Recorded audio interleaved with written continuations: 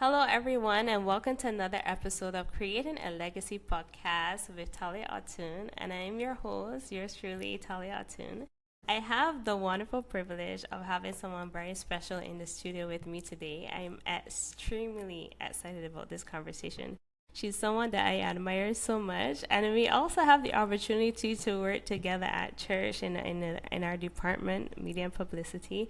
But she's so knowledgeable in her area, and I'm going to let her go into all of the details. But please welcome Fope to the studio.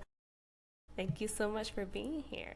Thank you, Thalia, so much for having me. Hi, everyone. Excited to be here. My name is Fope Nkwocha, also Fopsy. So whatever one you can remember is fine. Excited to have this conversation with you all today. Awesome, thank you. So, our topic today is when life gives you curveballs. And so, I'm just going to get started, but just letting you go a little bit more into just who you are and what you do, and then we'll carry on the conversation from there. Okay. Hi. So I am a business coach for service providers. I work with people who have service businesses, coaches, consultants, creatives to grow their service businesses, get more clients. And I do that through my coaching called Money Making Priorities. At the moment, it's one-on-one, and it was born out of me realizing that there's a way where you can be busy all day, every day, and you're not making money, and you just don't know why. And it's that you are focusing on everything except the stuff that actually moves the needle in your business, the stuff that actually gets you clients. Partly because some of it is scary, like to be putting yourself in front of people. Another part because maybe you don't know what to do. And yet another part because maybe you just haven't put in the reps enough or like to figure out what to do. And I guess beyond being a business coach, I also have a number of other responsibilities. Thought that we work together in church. I also have a full-time job as a senior program advisor. I'm a wife. I live in Hamilton, Ontario, and I enjoy life by figuring out how all the things God has put in me that I can use to be a blessing to other people.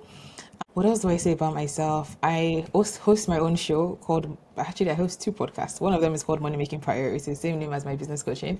And that's where I put all my business related things, how to get clients, how to refine your offer, how to get leads, all that. And Dear Fopsy, my other podcast is about stories of resilience and just personal stories. Just, I enjoy it. I haven't put out more on that in a while, but it's really what people enjoy the most from me in terms of content. And I'm an author of a book called Situationship: How to Start Breaking Your Own Heart. It's over here. I wrote it 5 years ago. Can't believe it's been that long. I think there'll be more that you'll learn about me as we go in this conversation. I've done a lot of things, but these days I feel like I found my lane in being a business coach because I always wanted to be a counselor. Like that's what I thought it was. But then coaching merges like counseling, but also like for a particular goal. So it's not just all of life's trauma, which was what was scary for me about being a counselor, but like it's just specifically Right. towards something else that I'm good at and I can help people get results in. But because the coaching relationship is not just like advising on and giving strategy, I end up getting into all those parts of life as well. So I feel like I have found my thing that pays me well, gives me joy, and people Mm-hmm. want. And I think it's a really, really great place. So that's kind of the biggest part of my life right now. Yeah. Many, many hats. I really love it. So your coaching though, we're gonna get into that one a little bit more. So how did you get to the point of coaching it? How did you get into that business? Okay. I like to think that I've always been coaching. I just recently started getting paid for it. So I've always, Okay. people have always asked me for advice about business, about life, about relationships before, which is what led to the book. But I've always just known how to like ask good questions and pull out answers from people themselves. Because most of the time, Mm-hmm. it's not really giving new ideas. It's like clearing the clutter for people and helping them see what they need to do. And I think that I have a natural coaching instinct, maybe from being a big sister. Like I've always having to guide people and tell them what things to do a little bit. But it solidified into an actual business over the last 2 years now. So I got laid off from work and it was fairly sudden, like I wasn't expecting it. And then I figured, okay, maybe this is God's sign that I should go into my own thing because I was like, okay, I don't know what else. Like I think I thought I was going to get another job, but then I didn't want Mm-hmm. another job. So I was like, if your job can end so quickly, like what's the point? So I said I was going to try doing my own thing. But at the time, I wasn't clear what that would be. I knew I had skills related to marketing because my full time job at the time was as a senior product marketing manager. And the one before that was product marketing manager at like a massive company, Google. So I was like, okay, I have the chops of helping small businesses grow their businesses, which is what I've been doing at these places. Maybe I could do it for myself as my own thing. I started off just calling myself a small business consultant and I was trying to figure out what that meant. But if because it was fuzzy to me, I think it was fuzzy to other people as well. Like, okay, what does that mean? Then I said, okay, one thing I know people are looking for sure is social media management. So I tried to offer that. I quickly learned that I don't really like social media management.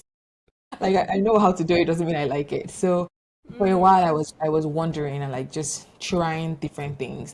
And then I finally like all this while I was trying to get back into work, but the job market just started to be very interesting. And like 3 months passed, 6 months passed. I ended up being unemployed for 18 months. And during that time, after trying different things, and my husband was like seeing me try and all those things, and he was like, okay, maybe we should invest in this coaching thing since the job market is doing what it's doing. And at the time, I had done a few consulting things. I would help someone with social media. Somebody would refer me and say, somebody can help you grow your small business, like talk to her. But it was still like just a few pockets. So we'd seen a little bit of traction, but nothing substantial. So he encouraged me to invest in it. So I told him I had found a coach that I think could help me grow it. So we paid for coaching, and that program helped me to package my offer a bit more and just like know what I was doing and feel like okay, there are other people doing this. That was the biggest thing. There are other people doing this and getting paid for it, so I can do it too. And then shortly after that, I kind of got the investment bug and invested in another thing again, which I think it was too soon, but anyways, I did it. And so I was surrounded then by other people who were doing this in different measures of whether full time, part time, but it was like, okay, this is a thing. So that helped me get clearer on the programs themselves, helped me get clearer on like what I'm offering, how I'm offering it, what result I'm promising people, and all of that. So that's kind of how it became a thing. And then because of like learning that I had to create leads as well, now all the different knowledge I had started to become like packaged properly. So, okay, now I know that everybody needs to create an offer, everybody needs to get leads. And I would say I became my own first client as well, realizing that, okay, now you need to get people to learn about you. And I got my first client through a referral, then the second one through who was a friend, then a third one through, how did I get that one? I think a partner or something. And it just started to kind of go that way. So I felt like I had something now, and then I just needed to turn on the tap, like step on the gas, if you will, to grow this. So I wouldn't be a trickle here, a trickle there. And then around the 18-month mark, well, I already had an end to unemployment since I told you it was 18 months. I go back into a full-time job. But at this time, my brain had changed. I just decided that like one source of income is way too close to zero and I'm not going to do that to myself ever again. So I'm Yeah. back in a full-time job now, but I still don't see this as the end. I now know that what I want is complete freedom, like life on my own terms, money on my own terms, location independence, and all of that. And I see the path to this in business while also being so helpful to businesses, like other businesses, helping other people grow their businesses. So I think your initial question was kind of how I got into this. So that's how I got into it. What's keeping me there now is that beyond survival, which maybe was one part of it at the beginning, I really enjoy coaching.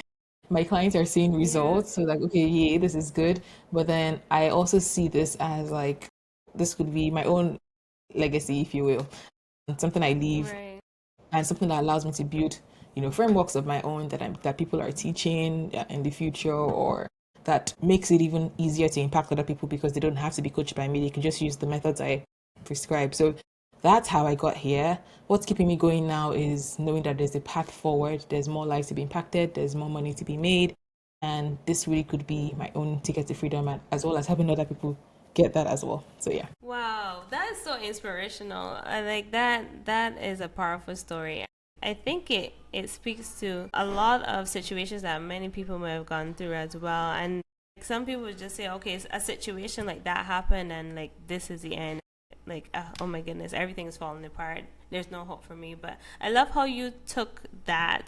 There's a book I know, Beauty for Your Ashes. You took literally the ashes, and now look at the beauty that you have from it. Like, you have something that is not only helping you, but it's helping so many other people. And so like that's really inspirational. Thank you so much for sharing that, and thank you for being so Thank you. transparent about that story. That honestly is very Thank you. inspiring. I actually find that in my own listenings, because beyond the paid help I got, I also consume a lot of content from people that are doing different things, starting their own businesses.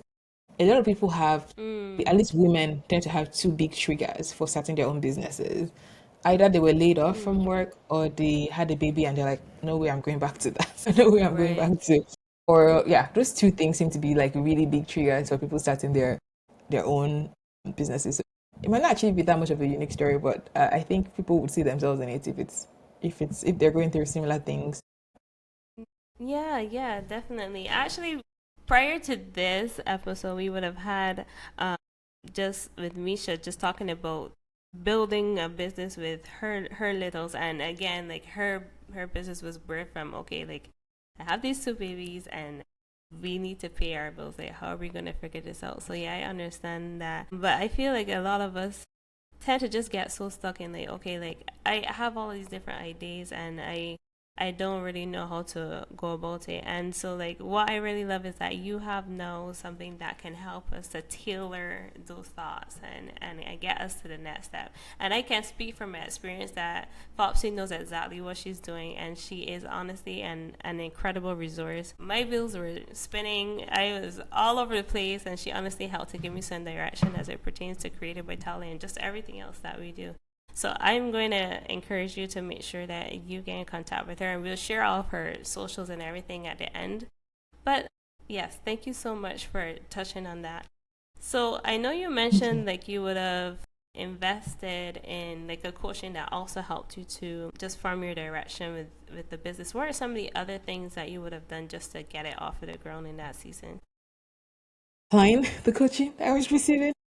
It's one thing to get it, it's another thing to like take it out and like Yeah, use it yeah. and like go talk to people and like go learn. I'm also a big reader, so I was reading quite a few books about getting clients, about building a business, about marketing, about leadership. So all of those helped.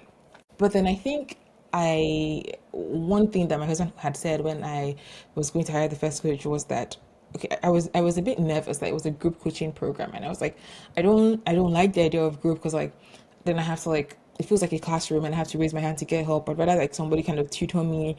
And I was like, girl, forget about everybody else in the group. Like you know what your goal is. Go in with your own goal and like make that your North Star.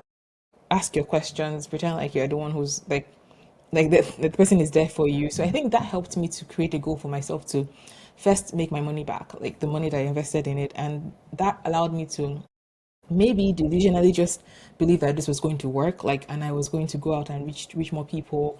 I was going to be more confident in my offer and present it more to people, like, so I think that helped for sure, just that mindset of I'm going to go for it, especially now that I've invested, I'm going to get a return on my investment. What else did I do? I think I made up my mind that I would figure things out. Anything I didn't know, I would either research or ask questions. And then I guess in retrospect, one thing I didn't do well, but I did still, was I allowed myself to want a job because starting a business, it needs like it's like a baby or a seed at least. Like it's going to like there's growth happening underneath.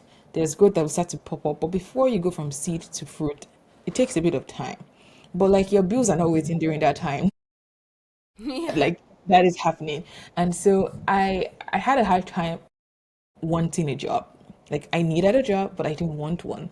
I think that I was applying and all of that, which is why I got one eventually because I was going through the motions, but like just because I knew I had to. But in retrospect, I wish I had allowed myself to just say, okay, we're going to get a job because it's going to be injected capital into this business. It's going to allow me Yeah. to like do what this business needs. And I now know that on the other side, the reason I'm able to be so generous in my content, so generous to do a free week of the lead sprint, which I just did, I've been able to like give that much is because like my own needs are met. My Right. needs are Yeah, that met. makes sense. So like I can give more generously. And I don't think I realized how valuable that would be at the time. So I was just going through the motions and like putting all this pressure on this business. The business was still a baby that needed nurturing, that needed care. One day, not even just one day, now it's becoming like pretty substantial and all of that. But at the time, I had all this like, because of the desire to have this thing grow, but also because I really, really had not really healed from the drama of a layoff. I just did not, I couldn't get myself to want a job and see the good that could come from having a stable source of income to explore from, to like have your needs met so that you'll not be desperate in your energy towards other people. So that's one thing I didn't do well, but I wanted to mention that. I don't know what else I did. Maybe if I think some more, I will have them. But yeah, Yeah, no, no, no problem. I can relate to that. Oh, go ahead. Did you remember? I thought of one more. A lot of the work you're receiving, like coaching, is like it's to you, but you need to put stuff Mm, out that people are going to respond to, mm, content, your case studies, your podcast. Like that is content. That is stuff that's going out that can bring people to your world. That can help people discover you. Otherwise, you might be good and wonderful, but if nobody knows you, like it doesn't matter. So mm. during that time, I really was reaching out more, and I also I didn't assume that they had to come to my own page. So I was going to places where people were already groups and events in person, so that I could go out and meet more people that didn't know me yet that would need my services. That's something I did that really helped as well. I was cold emailing people to try to like get to like meet groups, all of that. I think I give myself credit for how much I put myself out there, and other people that are looking to start a business as well. Don't spend so much time in your head and in the acquiring knowledge. Spend more time applying that knowledge outside where people can have something to respond to. Yeah. I hope everyone has their notebooks and their pens because we're learning a lot today here. But thank you so much for sharing that. So we touched on like how you got around to birthing the business and some of the things that you went through and getting them off the ground. Like I know that you're managing doing the business and you also have your full time. Like how do you navigate that and essentially not get burnt out?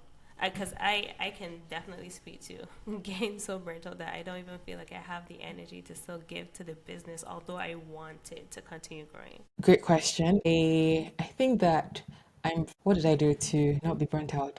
Some of it is planning so that like maybe my weekends, I use them to create some content. Also using the pockets of time I have available to me. On my lunch break, I might just like think of an idea from a recent conversation I had with a client, turn it into content. I batch write my emails over the weekend most of the time so that there's nurturing content going out to people on my list.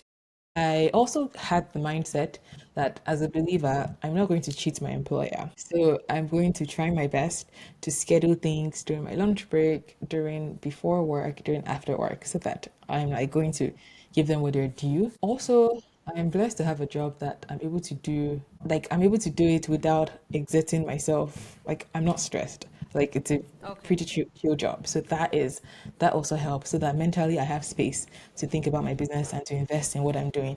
And so that really helps me. I think having had so many kinds of experiences so far as well, like in different kinds of job, I just knew what I did not want. I didn't get to really pick the job I did have eventually because I was just like over unemployment and took it. But it worked out that it was a chiller job and not as high pressure as my past jobs. So that helps for sure. But as someone who's also surrounded by other people that are doing multiple things, because my husband also has like a full-time job and also does business on the side, I think it helps to start to study what works for you. So in his world, networking and referrals are really big. And so he finds time, makes time to like connect with other guys in the AV world, audiovisual world. There's calls that are just catching up, going to support somebody at their gig, things like that help. For I've decided that I have a few core activities that generate leads, outreach stuff, content stuff, and a bit of ads slash collaborations and partnerships right now. So I'm doing a mix of those things. If I'm doing a mix of those things, then I know that I will be getting new leads into my world. But in terms of managing my mind as well, I I self coach, so that helps me to kind of declutter my head. Like at every point in time, I have a bazillion thoughts going on about life, about this. So I just like take a moment to pretend I am coaching myself, but like not as myself, as somebody else, and like just think of all the things on my plate. Okay, which ones are can we, which ones are most important to like sort through? Then we sort through them. Then I feel a bit more level-headed. So like that feeling of overwhelm is gone if I know what I want to do and what I'm not going to do right now, what I'm going to park. So like being able to take some time to clear my head and create a plan for my week, create a plan for the next season, what I'm going to do. So today I took a walk and just like debriefed what happened last week because I had a week of every single day event and like, okay, what went well, what didn't go well, what do I want to repeat next time.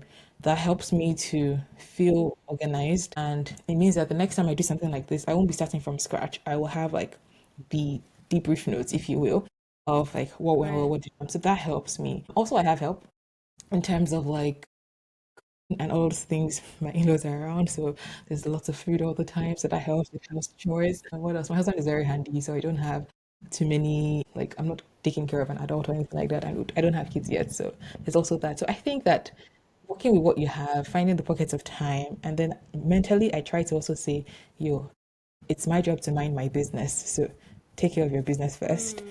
and then like give your employer their hours that they've paid for, which is 9 to 5. I'm quite strict about not working outside those hours. So yeah.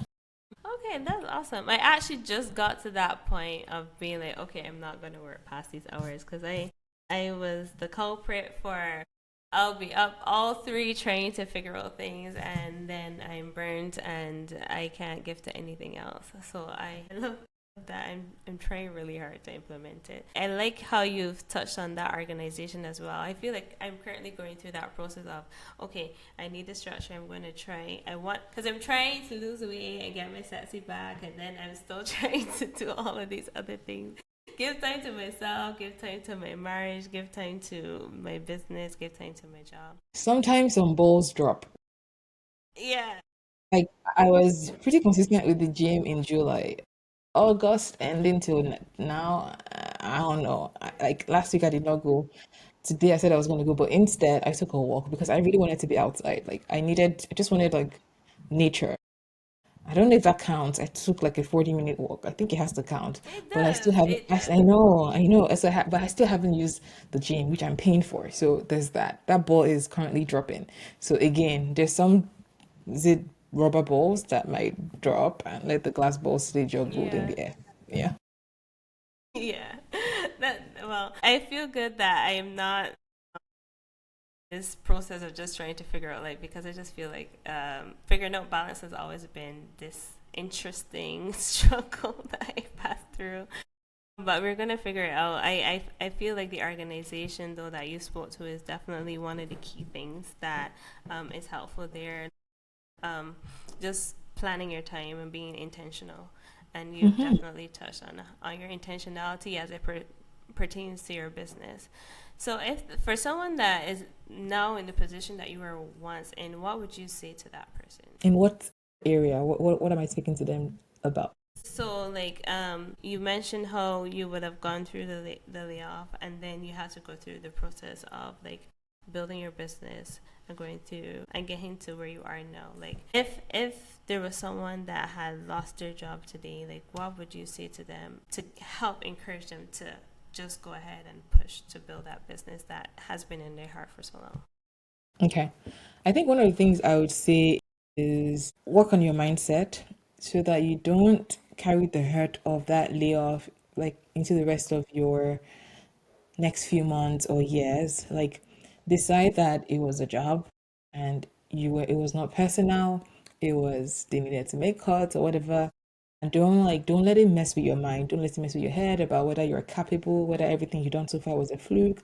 None of that. It's time wasted that you just don't need. So get up, maybe take a week to mourn it, the loss. Honestly, a week is a lot, but if you need it, take it and get back to applying. Apply because the same way in most jobs you're a number to them, let the jobs you're applying to be numbers to you. Apply, use Mm, your network. Don't feel embarrassed that maybe they might like what do they think of you applying to jobs and asking them for referrals. Get all those thoughts out of your head and realize that your people want to mm-hmm. help you, so like lean into your network a bit more. One of my friends actually just recently got laid off, but he's like had a really good online presence on LinkedIn. So homeboy in the same week was interviewing already. And I was like, dude, Wow.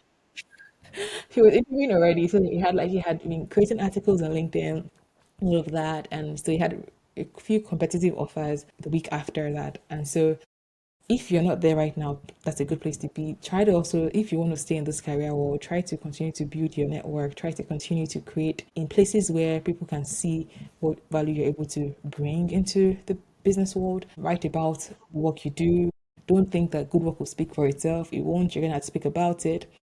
And then I think that every single person should have more than one thing that makes them money. Yes, it can be stocks. Maybe it can be other things that you diversify in that way, but try to think about what else do you have? What value can you offer? If you're like Thalia and you're doing all this manufacturing and like creating customized shirts and logos and bottles and things, people always need that. So like, but also think about like how big can this get, like, so like you envision this being good, this being a main source of income, and you start going for it, but realize that the business is not going to push itself. It's your job to figure out what the value is, to figure out how to package it, figure out how to get it in front of people. Start with people around you who might need the services, churches around you if you're like Thalia, clubs around you, or if you're like me, like as a coach, I would have started off figuring out who exactly was going to use the services. Before I just said small businesses, but now I've niched it down to service providers who are likely coaches and consultants. And that has helped me get a bit more tailored in my messaging, in the kinds of problems I talk about, in the kinds of solutions I talk about. It also helps me know where to look. Where are these people? What groups are they? What podcasts do they listen to? I don't have to wait for them to follow me. I can go follow them on social media so that they know I exist, right? Like, and I can do that in copious amounts. So like I can do all these things too, figure out what value I create, how to sell it. I would most likely want you to create a four-figure offer, like at least $1,000, so that you're able to replace your income fairly quickly as well. These are all things I didn't know, or like didn't think through well. So the fastest way, which I eventually did, was get a coach so they can help you accelerate your learning. But I also know that maybe money is tight in that time. So if you're going to use free resources to learn, shorten the time between when you learn and when you take action, and like allow yourself to be on a very lean learning diet, like, because if not, you're just gonna like consume and think you feel like you're making progress reading more books, listen to more podcasts. It's not progress until you act on it. So find one or two core mentors with lots of free resources if you want. Create a learning curriculum for yourself, a very lean one that helps you to act, and then learn, act, see results, or evaluate your lack of results and go back again. These are things that are easier to do with another person, like coaching you and trying to troubleshoot what happened. So you don't just say you didn't have results and you don't know why you didn't have results. So like all these things are things I know now that would help me through that season. So mindset, learn quickly, act quickly, get a coach if you can and you want to start a business. Lean into the support you have. My husband was such a lovely pillar of support and I'm grateful for him, just mentally, but also like financially and in many other alleys that I cannot remember, but like really good ways. And spiritually slash mentally, don't doubt who you are. Like, a job is just one of the many parts of you. So like, remember who you are, like what God says you are, but also like all the skills you bring into the world, all the other ways you create value, who you are if you're not able to create all those pieces of value. And don't doubt that, because it messes with your self-image, which just makes everything take longer. I think I had those seasons as well during part of those 18 months. But you don't doubt who you are. Whatever you need to do to maybe create your own affirmations that you say to yourself, take hot girl walks so that you're out in nature and remembering that the world exists and everything is fine. Those things to take care of yourself mentally, but also practically get back to work as soon as you can by like doubling down on your network, the job search, but also creating something of yours. Yeah. Thank you so much. You've mentioned some really valuable things, and I hope our listeners and our viewers are taking note. So I want you to go into just your coaching a little bit more so that everybody knows more about it and can find a way to connect with you and make use of the wonderful opportunity that I have to have a call with you. So tell us more about your coaching, please. Okay, so my one-on-one coaching is currently called Money Making Priorities, and it is aimed at helping coaches and consultants sign at least five new high-ticket clients in the 12 weeks together. And if you've already done more than five clients, we double down on what number would make sense for you.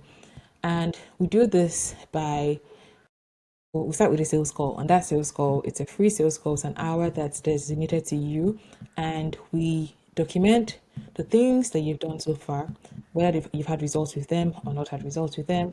We figure out what it is you want in the next 3 to 6 months, what's holding you back from getting there, and we create a plan on that call for what the next 3 months together would look like. And then the idea is basically that most people have like a few core things they need to be doing. You need to have a money making offer that is is clear on what it does for the person and is priced rightly such that you are able to hit your goals with a few high ticket clients. Then you need to have money making leads because it doesn't matter how good your offer is if you don't have leads coming into your world. So we look into that and figure out where to double down on for you to help you to sign high ticket clients and have to help you to attract new people into your world in our time together. We look at money making sales process, which is, do you have a way to get someone from interested to saying yes, right? Like, how do you have a way to define the relationship, if you will, and then how is that process looking like for you? How strong is it? Where are people dropping off? And things like that. And then we talk very extensively about money making mindset. So these are like a few tenets that I use, but like I don't really present them to you as a course because it's one on one, and Mm-hmm. I listen to what is happening each time. You come to each call, be like, what's going on in your business that week. So we're not like a rigid curriculum. Instead, it's focused on where do you need help right now to get you clients. And most of the time, it's me removing things from your plate, saying, hey, you're doing all those things, but they're actually not related to getting you more business or helping you serve your people better. So it's busy work right now. But with the mindset piece, it took me a while to kind of get that, like, as a man thinketh, so is he. And there's so much that happens in our minds Yeah. that reflects the results we have. So it's often working with, the fears you're experiencing, figuring out why you're stalling, like why you've been trying to try but you're not moving, figuring out why you feel like you've never been confident in your life, or why you have all these thoughts about money and lack and all like there's so much that comes in there. So those are the kinds of conversations we have inside of my coaching. I've had clients who were doing well. Like they had a business, but like they're just nervous about marketing to the public. Like they've largely been getting clients off of referrals, and then it was time to like grow beyond that. And so I helped them put some structure into the business, register it properly, figure out what was absolutely necessary to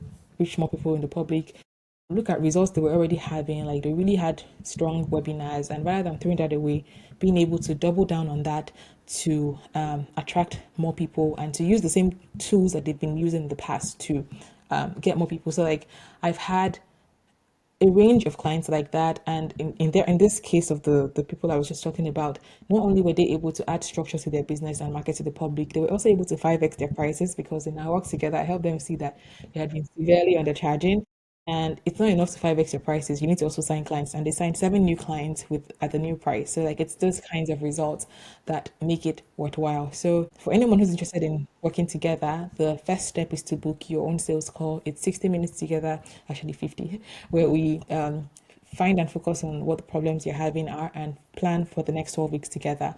And you can book a sales call by heading to fopsy.ca/call. Fopsy is spelled fopsy.ca/call. Call is CALL. Yeah. Anyways, so that's a bit about it. Perfect, perfect. So I hope that everyone jumps on and gets their sales call booked because honestly, you're getting a valuable information here. We're trying to truncate a lot of things in a short span of time, but honestly, you're gonna really have an impactful call, and it's gonna take you to the new levels and the new heights that we're all desiring to have in this pursuit of creating a legacy, this pursuit of creating generational wealth.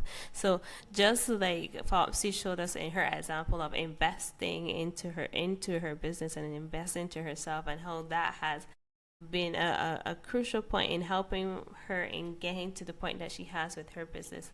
I am encouraging you to do the same thing. This is your opportunity to also book your sales call and invest in yourself and get your business to the next point. We understand like you have that desire, so now it's time to put it into action.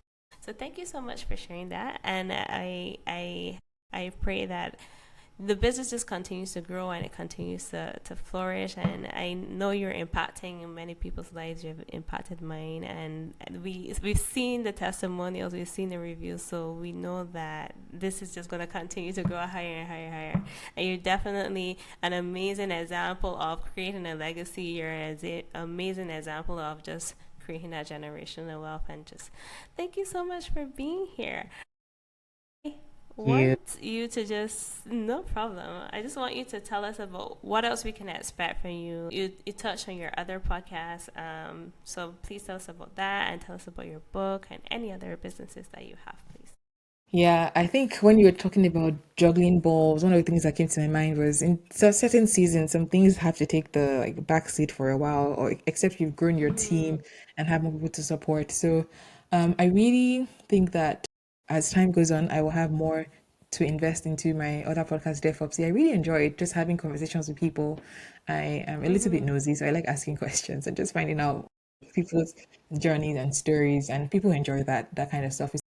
I haven't put out new content for a while, but like all the stuff there is so good from people who, who are navigating living life with sickle cell disease, to people who have built million-dollar businesses, to people who navigated infertility. So there's a bit of range there. So I like it, and I think that it's great because life is like that. It has range, different experiences, and also that it's real. It's just real people sharing their own stuff. So I really enjoy it, but I haven't been able to put out more stuff. I've just been focused on the business stuff. So I look forward to returning in the next year to Dear Fopsy. It's there. All the past stuff is available wherever you listen to your podcast. Money Making Priorities is also where I share more of like what I'm learning in business, what my clients are teaching me, and all my new, I guess, intellectual property goes there.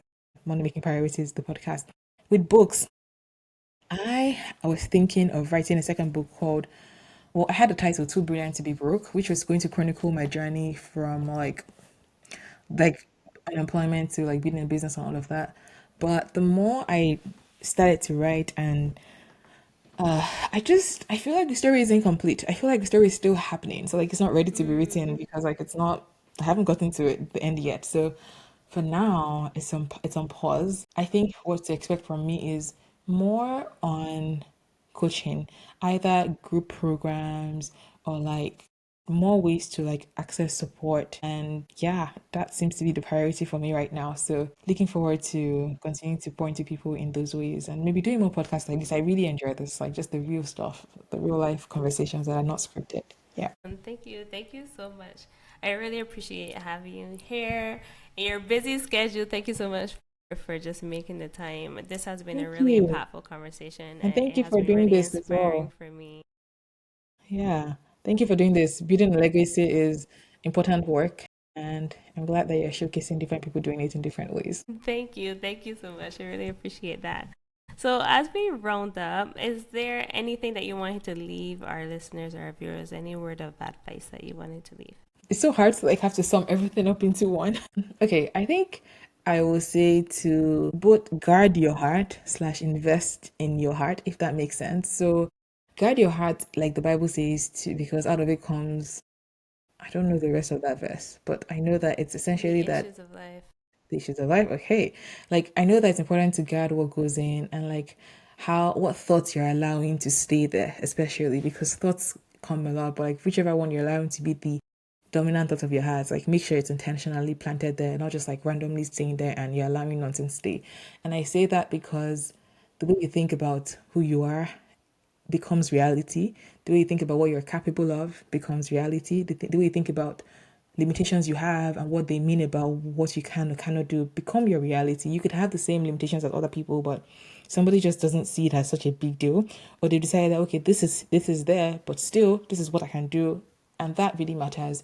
And so I think you do that by being intentional about the sources that you're learning from, being intentional about, you know, if you're a Christian, which hopefully you are, reading the Bible and like planting new thoughts, but also like weeding the same way you weed when you nonsense weed grows. If random thoughts come in, just weed them away, remove them. You get to do that. It's your heart. You can capture thoughts that are not great. You can also implant new thoughts that are great that you want to grow. So I think that applies in so many ways because you start to realize that so much of life and even business is your mind and what you decide is possible. Like I decided this year I wanted to be able to turn on the tap in business. Like I wanted to be able to increase leads and like when I want them. And I realized that subconsciously became like a goal through which I filtered all my activities. Like, and that is, I'm seeing the results of it already. So deciding that that was something I wanted is leading me there. So that's just one tangible example, but I just also see ways in which I have decided that when I was thinking rather that maybe my offer isn't good enough, maybe I need to improve it, then I just stalled for months trying to tweak the offer, trying to improve it. Nothing was wrong with it. It's the same offer that I'm selling now. So it's just Wow. your thoughts are so important and you need to guard them, whether in business or in life and about yourself or your business. Just guard your thoughts and when nonsense comes in there, weed it out. Yeah. That is a perfect takeaway. I don't think there's anything else for me to say after that. Thank you so much. I just want you to repeat your socials again so we know where to find you and how we can get in contact with you, please. The best place to start would be my website, fopsy.ca, fopsy.ca. Over there, you will see how to book a sales call with me. Over there, you will see my newsletter, which is incredible to join. I send lots of emails, so welcome. It will help you grow your business. You will also see my podcast, Money Making Priorities. And then if you really want to do social, I'm at fopsy.ca on all the socials for business. And personally, I'm at Fopsy the Great, Fopsy the Great on those places. But I think start on my website and then go from there. Yeah. All right. Perfect. Thank you so much for being here, Fopsy. I really appreciate it. This has been an amazing conversation. I definitely learned a lot. I've been taking all my mental notes. I hope everyone's been taking their notes as well, because honestly, this has been a very valuable conversation. And I know that from this, we're going to get all of the key points that we need to just continue to encourage us on this journey of creating a legacy. So thank you so much for sharing. It means so much to have you here. Thank you. Thank you, Thalia. I appreciate you. Enjoy the rest of your day. Thank you. Until the next episode, this has been Creating a Legacy podcast with Thalia Ottun. See you.